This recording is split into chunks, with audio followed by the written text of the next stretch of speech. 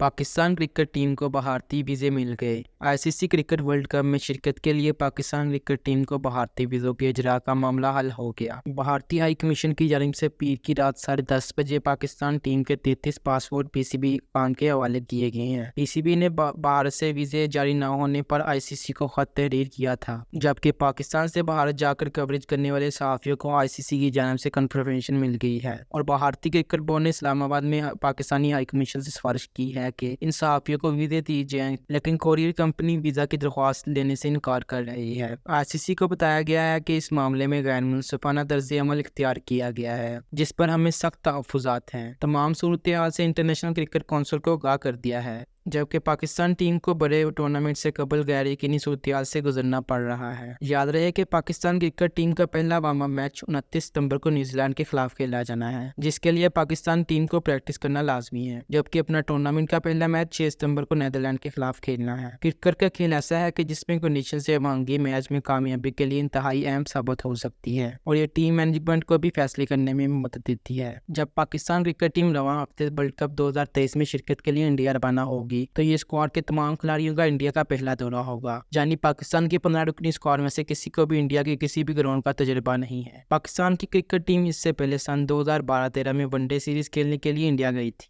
जिसमें पाकिस्तान ने इंडिया को 3-0 से शिकस्त दी थी।